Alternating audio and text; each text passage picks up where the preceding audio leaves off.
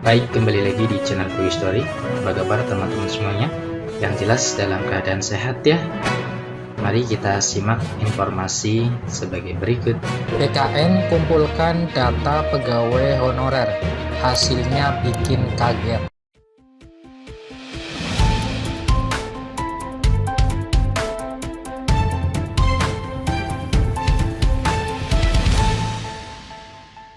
Baik, kembali lagi di channel Teguh Story.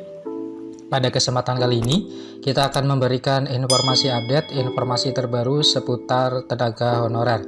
Informasi ini kami kutip dari laman website CNBC Indonesia. Informasinya yaitu, BKN kumpulkan data pegawai honorer, hasilnya bikin kaget. Simak informasinya baik-baik. Jakarta, CNBC Indonesia. Permasalahan tenaga honorer atau non-aparatur sipil negara atau ASN semakin bertambah dan tak jua usai. Alih-alih menurun, jumlah honorer atau ASN justru meningkat tiap tahunnya. Padahal pada peraturan pemerintah nomor 49 tahun 2018, pemerintah sudah menegaskan bahwa PPK dan pejabat lain di lingkungan instansi pemerintah dilarang mengangkat pegawai non-PNS atau non-P3K untuk mengisi jabatan ASN. Hasil pendataan pada 2022 menyatakan jumlah tenaga honorer telah mencapai 2.360.723 orang. Tidak hanya perkara jumlah, Badan Kepegawaian Negara atau BKN menemukan sederet masalah lain terkait dengan tenaga honorer. Kepala BKN Bima Haria Wibisana menemui kejanggalan dalam laporan jumlah tenaga honorer non-ASN.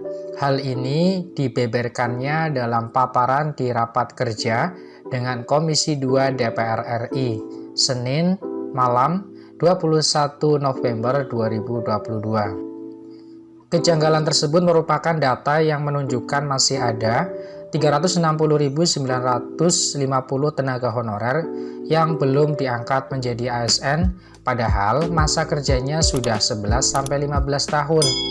Padahal jika diurut waktunya, seharusnya mereka sudah masuk ke dalam program pengangkatan tenaga honorer pada 2015 lalu. Jadi tenaga honorer non-ASN yang masa kerjanya di atas 11 tahun itu besar sekali. Ini sedikit agak mencurigakan karena dengan masa kerja seperti itu harusnya masuk ke kategori THK 2 pengangkatan 2015, ujar Bima. Dia bahkan tidak yakin dengan data tersebut dan menegaskan perlu adanya validasi lebih lanjut terhadap data yang dilaporkan. Tadi masih banyak ternyata di atas 11 tahun, masih tenaga non-ASN sekarang. Saya tidak tahu ini angka dari mana sebetulnya. Meskinya mereka tak masuk THK 2 dulu-dulu. Ini perlu validasi lebih lanjut. Kenapa angkanya sebesar itu, ujarnya. Jika ditotalkan angka yang diragukan tersebut, jumlah 580.004 tenaga honorer dengan rincian masa kerja 11-15 tahun sebanyak 360.950 dan masa kerja 15 tahun sebanyak 219.054. Tidak hanya itu, mengungkapkan saat ini jumlah ASN terbesar ada di rentang usia 51-60 tahun. Kalau kita melihat dari sisi usia, maka yang terbesar itu adalah ASN yang berusia antara 51-60 tahun. Ini jumlahnya paling besar, 1.494.994 orang.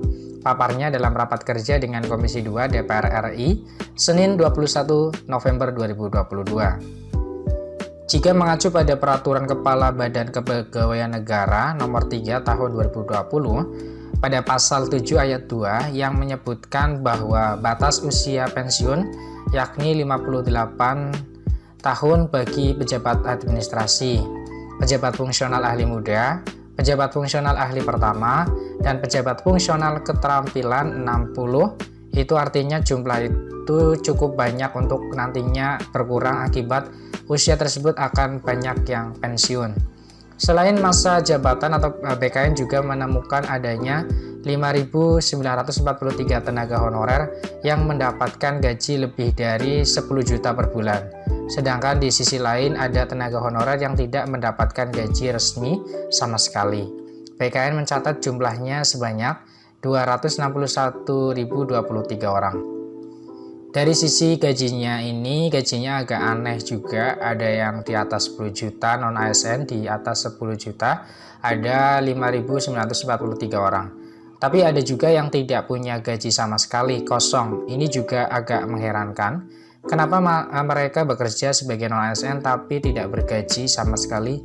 Ada 261.023 paparnya. Menurutnya sebanyak 261.023 tenaga honorer yang terdata kosong atau tidak digaji tersebut karena anggaran penggajiannya tidak bersumber pada anggaran resmi sehingga tidak bisa didata nominal pasti gajinya. Mungkin mereka tidak dibayarkan dari APBD sehingga tidak ada bukti.